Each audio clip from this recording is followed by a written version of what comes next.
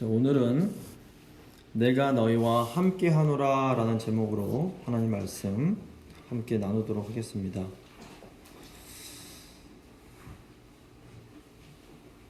저희가 인생을 살아가다 보면 우리는 큰 고난과 작은 고난을 만나게 됩니다. 우선 큰 고난이 있을 수 있습니다. 사회적으로는 전쟁이나 지진 또는 지금 우리가 겪고 있는 전염병처럼 많은 사람들이 함께 고통을 겪는 일들이 생겨납니다. 또 개인적으로도 불치병에 걸리거나 사랑하는 가족과 이별을 경험하는 등 어떤 어려움을 겪을 수 있습니다. 성경에도 이런 큰 고난들이 나옵니다. 유다 백성들은 나라를 잃고 바벨론 제국의 포로로 끌려가는 큰 고난을 경험했습니다. 또 개인적으로도 이 욥이라는 사람은 자신의 모든 소유와 가족들을 다 잃고 또 몸에 지독한 피부병에 걸리는 큰 고난을 경험해야 했습니다. 하지만 이렇게 큰 고난이 아니더라도 우리 일상에서의 고난도 우리를 정말로 힘들게 할 수 있습니다. 좋은 대학에 가려고 정말 공부를 열심히 했는데 시험에서 떨어질 수 있습니다. 또 정말 열심히 노력했지만 비즈니스가 잘 안 될 수가 있습니다. 최선을 다했지만 관계가 깨지는 아픈 경험을 해야만 할 수도 있습니다. 이렇게 열심히 노력했음에도 원하는 결과를 얻지 못할 때 우리는 실망하게 되고 낙심하게 됩니다. 또 이렇게 모든 일이 다 잘 된다고 해도 우리 마음이 공허할 수가 있습니다. 어떤 학생은 성적이 잘 나왔습니다. 그런데 마음이 행복하지 못합니다. 어떤 분이 사업을 해서 성공을 크게 했는데 그 마음 가운데 여전히 부족함이 느껴집니다. 또 겉보기에 모든 것이 다 좋아 보이는 사람도 그 마음 가운데 깊은 공허감을 느낄 수가 있습니다. 오늘 본문은 이런 일상에서 오는 이런 작은 고난들에 대한 말씀이라고 할 수 있습니다. 오늘 본문은 이 바벨론의 포로로 사로잡혀 갔다가 예루살렘으로 다시 돌아온 유다 백성들을 향해서 주어진 말씀입니다. 유다 백성들은 구약 시대에 하나님과 언약을 맺은 하나님의 백성들이었습니다. 그리고 지금 우리는 예수 그리스도 안에서 하나님과 새 언약을 맺은 하나님의 백성들입니다. 하나님께서 그 옛날 유대인들에게 주신 말씀이 오늘 우리에게 의미가 있는 이유는 우리도 하나님의 백성이기 때문입니다. 하나님의 백성이 하나님 말씀에 순종하면 복을 받고 하나님 주시는 평화를 누립니다. 하지만 하나님 백성이 하나님 말씀에 불순종하면 하나님께서 주시는 평화를 잃어버리고 하나님이 우리에게 주신 땅에서 쫓겨나게 됩니다. 이 구약시대 유다 백성들은 하나님께 불순종하고 우상을 섬기며 의롭지 못한 일을 행했습니다. 결국 주전 586년에 이 남유다 왕국이 바벨론 제국에 의해서 멸망을 당하게 됩니다. 이때 예루살렘 성전은 완전히 파괴가 되어버리고 이 유다 백성들이 바벨론의 포로로 사로잡혀가게 됩니다.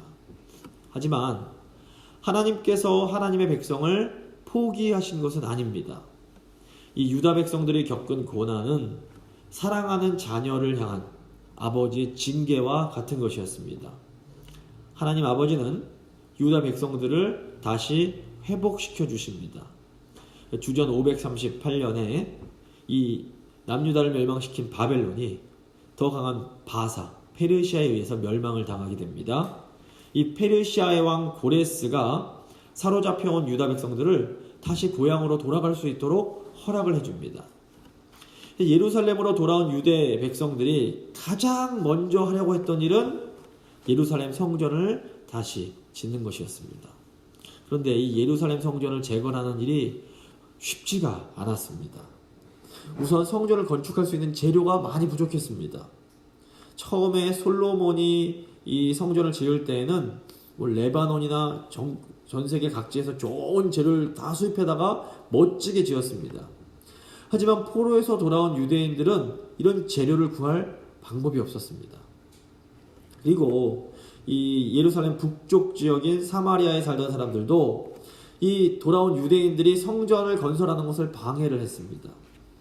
사마리아 사람들은 이 페르시아 왕에게 지금 유대인들이 반역을 꾀하고 있습니다 라고 거짓 보고를 합니다. 결국 이로 인해서 이 페르시아 왕으로부터 이 페르시아 왕으로부터 성전 재건을 멈추라는 이런 명령이 떨어지게 됩니다. 포로에서 돌아온 유대인들은 이 성전 재건을 그래서 중단할 수밖에 없었습니다. 결국 유대인들은 성전은 방치해 두고 자기 집을 짓고 농사를 짓고 사는 자기 이제 현실적인 일에 집중하게 됩니다. 이렇게 자그마치 15년이 흐르게 됩니다. 오늘 본문은 성전 재건이 중단된 이후에 15년이 지난 시점에서 하나님께서 학개 선지자를 통해서 유다 백성들에게 주신 그 말씀의 일부분입니다. 오늘 본문을 통해서 하나님 백성들이 일상에서 겪는 고난들에 대해서 한번 생각을 해보도록 하겠습니다. 오늘 본문 세 부분으로 나눠서 살펴볼 텐데 첫 번째는 고난의 이유입니다. 두 번째는 고난의 목적, 세 번째는 고난의 결과입니다. 먼저 고난의 이유에 대해서 한번 생각을 해보겠습니다. 뭐 원인이라도 할 수 있겠습니다. 9절 하나님과의 교제가 없을 때에 하나님 백성들은 일상에서 어려움을 겪게 됩니다. 오늘 9절 그리고 9절 말씀입니다. 너희가 많은 것을 바랐으나 도리어 적었고 너희가 그것을 집으로 가져갔으나 내가 불어버렸느니라. 나 만군의 여호와가 말하노라. 이것이 무슨 까닭이냐? 내 집은 황폐하였으되 너희는 각각 자기의 집을 짓기 위하여 빨랐음이라. 포로 생활에서 돌아온 유대인들은 열심히 농사일을 했을 겁니다. 열심히 일을 한 만큼 유대인들은 많은 수확이 있기를 기대했을 겁니다. 그런데 그들이 들인 노력에 비해서 그 열매가 수확물이 너무너무 적었습니다. 열심히 노력하지 않고 노는 사람은 뭐 큰 기대를 하지 않습니다. 열심히 준비하고 열심히 노력하는 사람일수록 좀 큰 것을 기대하게 됩니다. 학교에서 열심히 공부를 했는데 원하던 성적이 나오지 않을 수 있습니다. 직장에서 열심히 일을 했는데 기대했던 결과가 나오지 않을 수 있습니다.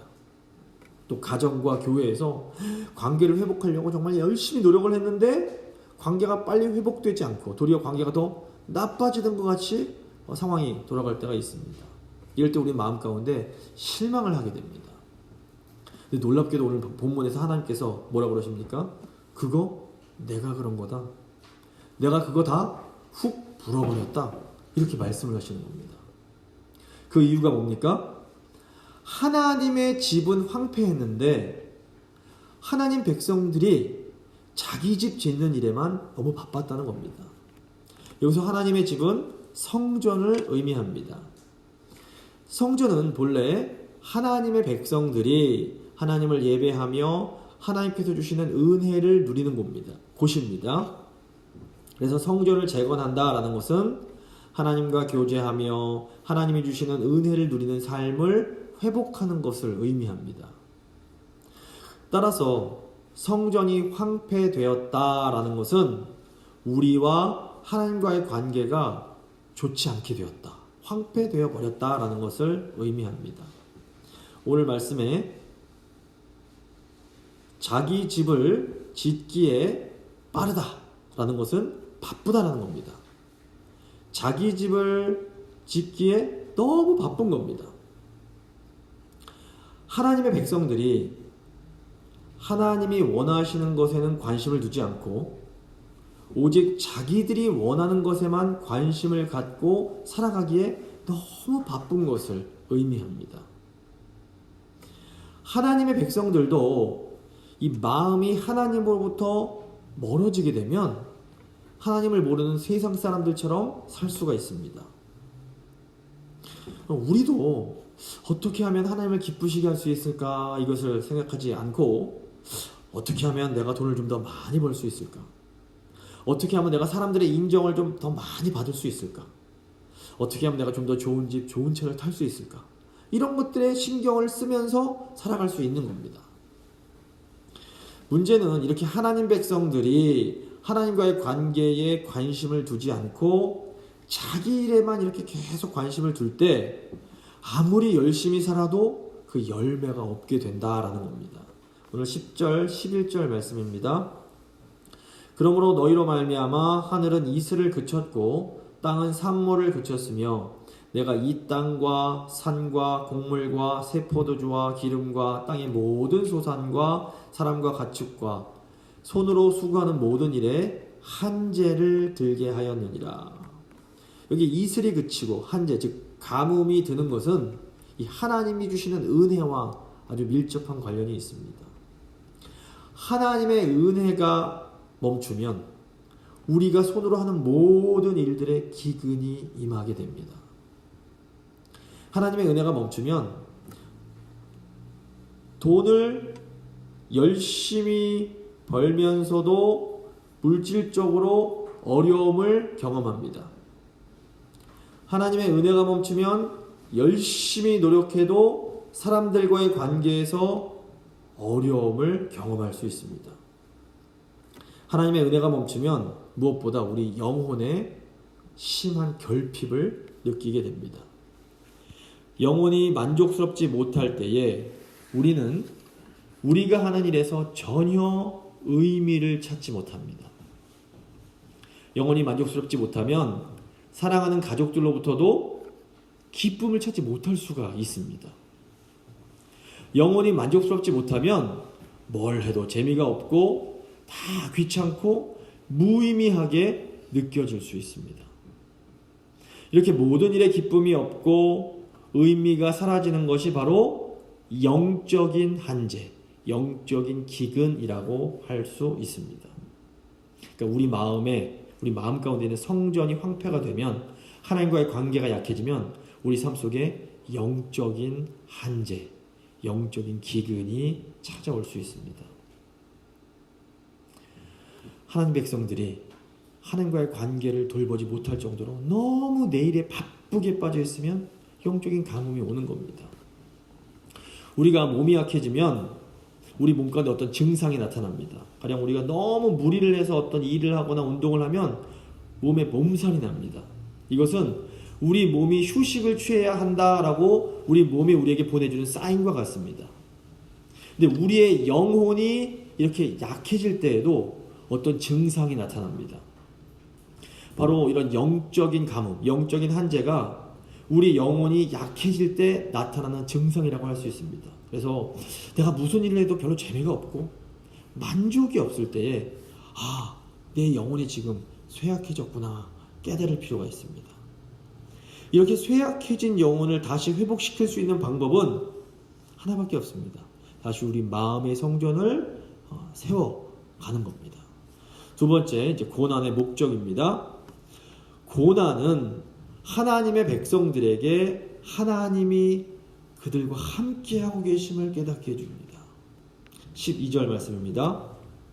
스알디엘의 아들 스룹바벨과 여호사닥의 아들 대제사장 여호수아와 남은 모든 백성이 그들의 하나님 여호와의 목소리와 선지자 학개의 말을 들었으니 이는 그들의 하나님 여호와께서 그를 보내셨음이라. 백성이 다 여호와를 경외하며. 어떤 사람이 정말로 하나님 자녀인 것을 어떻게 알 수 있을까요? 하나님의 자녀는 고난이 찾아올 때에 하나님의 말씀을 경청합니다. 그리고 이렇게 하나님의 말씀을 들으면 그 안에 하나님 경외하는 마음이 회복이 됩니다. 여기서 하나님을 경외한다라는 것이 무엇인지를 좀 잘 이해할 필요가 있습니다. 하나님을 경외한다라는 것은 무서워한다는 건데, 이게 괴물이나 독사 이런 걸 보고 무서워하는 것과는 완전히 다릅니다. 우리가 괴물을 보고 무서워하면서 괴물을 더 좋아하게 되고 괴물에게 더 가까이 가고 싶어하는 사람은 없습니다. 우리가 하나님을 경외한다라는 것은 마치 우리가 웅장한 거대한 자연을 보면서 압도되는 것과 비슷합니다. 우리가 대자연 앞에 서면 감탄하면서 두려움을 느낍니다. 그런데 동시에 그 자연을 더 좋아하게 되고 그 자연을 더 가까워하고 싶은 그런 마음이 생기게 됩니다. 마찬가지로 하나님을 경외한다라는 것은 하나님을 향해서 두려움과 동시에 사랑이 생겨나게 되는 것입니다. 이사야 6장을 보시면 이사야 선지자가 거룩하신 하나님을 보고 큰 두려움을 느낍니다. 거룩하신 하나님의 보좌를 보고 이사야가 한 고백이 무엇입니까? 이사야서 6장 5절입니다. 그때에 내가 말하되 화로다 나여 망하게 되었도다. 나는 입술이 부정한 사람이요 나는 입술이 부정한 백성 중에 거주하면서 만군의 여호와이신 왕을 배웠음이로다. 이렇게 말을 합니다. 그러니까 이사야 선지자가 거룩하신 하나님 앞에서 경외감을 느끼면서 아이고 내가 죽었다 내가 죄인이다 라는 것을 고백을 하는 겁니다. 신약 성경에도 이와 비슷한 내용이 나옵니다. 누가복음 5장을 보시면 베드로가 예수님 앞에서 이런 고백을 하게 됩니다. 누가복음 5장 8절입니다. 시몬 베드로가 이를 보고 예수의 무릎 아래에 엎드려 이르되 주여 나를 떠나소서 나는 죄인이로소이다. 그러니까 우리가 하나님을 경외하는 마음이 생길 때 우리가 하게 되는 고백이 무엇인가 하면 주님 저는 죄인입니다 라는 고백입니다. 그런데 이렇게 내가 죄인입니다 라는 이 겸손한 고백이 우리에게 지혜와 생명을 선물로 줍니다. 성경 보시면 여호와를 경외하는 것이 지혜의 근본이라고 합니다. 잠언 9장 10절 보시면 여호와를 경외하는 것이 지혜의 근본이요 거룩하신 자를 아는 것이 명철이니라. 또 여호와를 경외하는 것은 우리에게 생명을 줍니다. 잠언 19장 23절입니다. 여호와를 경외하는 것은 사람으로 생명에 이르게 하는 것이라. 지혜와 생명은 우리에게 찾아온 영적인 기근을 깨뜨리는 최고의 방법입니다. 지혜는 우리로 하여금 열매 없는 삶에서 벗어나게 해줍니다. 그리고 생명은 우리로 하여금 무의미한 삶에서 탈출하게 해줍니다. 유다 백성들이 하나님께서 학개 선지자를 통해서 하신 말씀을 들을 때에 그 백성들 마음 가운데 하나님을 향한 경외심이 회복이 됩니다. 우리도 하나님의 말씀을 경청할 때에 하나님을 향한 경외감이 다시 회복될 수 있습니다. 그리고 우리가 하나님을 이렇게 두려워하면 할수록 이 세상에 속한 것들을 두려워하지 않게 됩니다. 하나님을 경외하고 두려워하면 사람들이 두려워하는 미래에 대한 걱정, 건강에 대한 걱정, 또는 다른 사람들이 날 어떻게 볼까에 대한 그런 걱정에서 자유로워질 수 있게 됩니다. 이런 의미에서 볼 때 하나님 백성들에게 고난은 유익일 수 있습니다. 하나님 백성들은 이 우리를 찾아온 이런 작은 고난들을 통해서 다시 하나님을 바라보게 됩니다. 그래서 하나님을 사랑하는 사람들에게도 어려움과 고난이 있습니다. 또 사실 어떻게 보면 믿음이 좋은 분들일수록 고난이 더 많아 보입니다. 여기엔 이유가 있습니다. 고난은 우리가 이 세상을 지나치게 사랑하지 않도록 도와줍니다. 우리에게 고난이 없으면 이상하게 이 세상이 점점 더 좋아집니다. 세상이 좋아지면 하나님과 교제하는 이 성전에 대한 관심이 점점 약해지게 됩니다. 그런데 고난이 이렇게 다가오면 다시 이 세상이 전부가 아니구나 라는 것을 깨닫게 됩니다. 그리고 하나님과의 교제가 얼마나 귀한 것인지를 기억하게 됩니다. 물론 우리 하나님은 우리가 이 세상 속에서 즐겁게 기쁘게 살기를 원하십니다. 그래서 하이델베르크 교리문답 2문 저희가 지난주에 했는데 이걸 봐도 하나님은 우리가 하나님께서 주시는 그 위로를 누리면서 이 땅에서 행복하게 살다가 행복하게 죽기를 원하십니다. 그래서 창세기 보시면 하나님께서 이 세상을 창조하실 때 선하게 창조하십니다. 그리고 전도서 보시면 하나님께서 우리가 이 세상에서 하나님이 주신 그 분복을 누리면서 살기를 원하십니다. 그런데 이 타락한 이 세상에는 선과 악이 뒤섞여서 공존을 합니다. 그래서 이 세상은 무조건적으로 안 돼 부정해서도 안 되지만 또 그렇다고 무조건적으로 괜찮아 긍정해서도 안 되는 겁니다. 그래서 우리가 이 세상을 살아갈 때에는 이 균형 잡힌 태도가 아주 중요합니다. 그런데 우리를 찾아오는 고난이 우리가 세상에 대하여 이 균형을 잡을 수 있도록 도와줍니다. 성경은 고난이 심할수록 하나님 백성은 더 기뻐하며 즐겁게 살아가야 함을 가르칩니다. 사도 바울이 고난 중에 있는 성도들에게 기뻐하라, 내가 다시 말하노니 기뻐하라 이렇게 권면을 합니다. 그래서 지금 내 삶 가운데 어려움이 많다 이렇게 생각이 드시는 분들은 오히려 더 기뻐하시면서 더 즐거운 일을 찾아서 이렇게 살아가셔야 됩니다. 하지만 내 인생에 아무 걱정이 없고 근심이 없고 너무 난 즐거워 이런 분들은 어떻게 하셔야 됩니까? 고난이 있다는 것을 기억할 필요가 있습니다. 전도서 7장 2절 보시면 초상집에 가는 것이 잔치집에 가는 것보다 나으니 모든 사람의 끝이 이와 같이 됨이라. 산 자는 살아있는 자는 이것을 그의 마음에 둘지어다. 이 고난의 목적은 우리를 겸손하게 만들어서 다시 하나님을 찾게 만드는 겁니다. 하나님 백성들이 고난 중에 하나님의 말씀을 듣고 하나님을 경외하는 마음을 회복할 때에 우리 하나님께서는 하나님 백성에게 놀라운 위로의 말씀을 해주십니다. 오늘 13절 말씀입니다. 그때에 여호와의 사자 학개가 여호와의 위임을 받아 백성에게 말하여 이르되 여호와가 말하노니 내가 너희와 함께 하노라. 사실 하나님께서 우리에게 정말로 하고 싶으신 말씀은 바로 이겁니다. 내가 너희와 함께 하노라. 근데 이 세상이 너무 즐겁고 재밌고 아무 걱정 없는 사람에게는 하나님이 우리와 함께 해주신다는 이 말씀이 별로 큰 위로가 안 됩니다. 그렇지.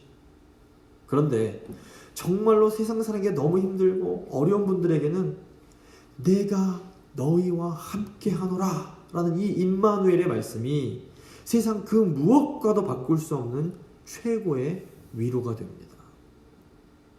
그래서 우리가 너무 간사해서 이 고난이나 어려움이 없으면 하나님과 동행하는 것에 이 기쁨을 자꾸 망각합니다. 근데 그러다가 어려움이 닥치고 다시 힘들어지면 다시 겸손하게 하나님 말씀에 귀를 기울일 수가 있게 됩니다. 그래서 고난이나 어려움이 없음에도 임마누엘 하나님이 우리와 함께 해주신다는 것이 최고의 위로라는 것을 아는 분들이야말로 정말로 지혜로운 분들입니다. 근데 이 지혜가 있는 분들이 그렇게 많지 않습니다. 늘 말씀에 귀 기울이심으로 이 지혜를 누리시며 사실 수 있기를 간절히 소망합니다. 이제 마지막으로 고난의 결과를 한번 생각해 보겠습니다. 고난은 우리를 순종과 회복의 자리로 인도해 줍니다. 14절부터 15절 말씀입니다. 여호와께서 스알데일의 아들 유다 총독 스룹바벨의 마음과 여호사닥의 아들 대제사장 여호수아의 마음과 남은 모든 백성의 마음을 감동시키심에 그들이 와서 만군의 여호와 그들의 하나님의 전 공사를 하였으니 그때는 다리오 왕 제2년 여섯째 달 24일이었더라. 하나님께서 모든 유다 백성들의 마음을 감동시키사 다시 성전 공사를 시작하게 하십니다. 이 성전 건설이 다시 시작되었다라는 것은 백성들이 다시 하나님과의 교제에 집중하기 시작했음을 의미합니다. 유다 백성들이 삶에서 경험한 고난이 다시 유다 백성들로 하여금 하나님의 말씀에 귀 기울이고 하나님 말씀에 순종하는 결과를 가져왔던 겁니다. 학개 선지자에게 처음 말씀이 주어진 시기가 주전 520년 6월 1일이었습니다. 근데 오늘 말씀 보니까 6월 24일에 성전 재건을 다시 시작하기 시작했습니다. 딱 3주 정도 지났을 때에 다시 이제 성전을 짓기 시작한 것인데 이것은 엄청나게 빠른 순종이었다고 볼 수 있습니다. 이렇게 유다 백성들이 하나님 말씀에 즉시 순종하는 것은 고난이 그들 삶에 가져온 열매라고 볼 수 있습니다. 중요한 것은 이 순종이 하나님 백성들의 삶의 회복으로 이어진다라는 것입니다. 하나님께서 성전 재건해라, 성전 다시 지어라 말씀하시는 것은 하나님께서 지으실 거처가 없기 때문이 결코 아닙니다. 그건 성전 재건된다고 하나님이 실제로 그 성전 와서 사시는 것이냐? 그게 아닌 겁니다. 온 우주를 창조하신 하나님은 사실 우주보다 크신 분입니다. 그래서 하나님께서 내가 성전에 거하시겠다라는 것은 하나님께서 이 성전을 통해서 하나님의 백성들과 교제하겠다 이 말씀입니다. 그러므로 하나님이 성전을 재건해라 이렇게 말씀하신 것은 사실 하나님을 위한 것이 아니라 하나님의 백성들을 위한 것이었습니다. 하나님과 교제하지 않고 자기 일에만 집중하며 바쁘게 사는 인생은 아무리 행복하려고 노력해도 그 행복을 누릴 수가 없기 때문에 그렇습니다. 하지만 먼저 하나님과의 깊은 교제를 나누는 사람은 손으로 하는 모든 일, 모든 관계를 통해서 하나님이 주시는 기쁨을 누리며 살 수가 있습니다. 그래서 하나님께서 결국 우리에게 주시고자 하시는 것이 이것입니다. 하나님은 자녀인 우리들이 하나님 안에서 행복한 삶을 살기 원하십니다. 근데 이것은 오직 우리가 먼저 성전에 집중하면서 하나님과 함께 할 때에 가능한 일입니다. 말씀 마무리 짓도록 하겠습니다. 하나님의 백성은 하나님과 교제하지 않으면 무슨 일을 해도 만족할 수 없습니다. 아무리 열심히 일하고 아무리 열심히 돈을 벌어도 마음이 채워지지 않습니다. 하나님 백성이 하나님께 소홀할 때에 하나님은 영적인 가뭄이 들게 하실 수 있습니다. 이것은 우리가 빨리 깨닫고 다시 하나님께로 돌아오게 하기 위함입니다. 우리가 하나님 말씀을 통해서 다시 하나님을 경외하는 마음을 회복할 때에, 그리고 하나님께 순종할 때에 우리는 하나님이 주시는 회복을 경험할 수 있게 됩니다. 우리가 하나님께 순종할 때에 우리의 마음이 회복이 되고 우리의 건강이 회복이 되고 우리의 관계가, 우리의 일이 회복이 되는 것입니다. 하나님을 경외하며 순종함으로 이 회복과 하나님 주시는 복을 늘 누리며 살아가는 복된 성도님들 되실 수 있기를 간절히 소망합니다. 이제 잠시 믿음의 기도 드리시도록 하겠습니다.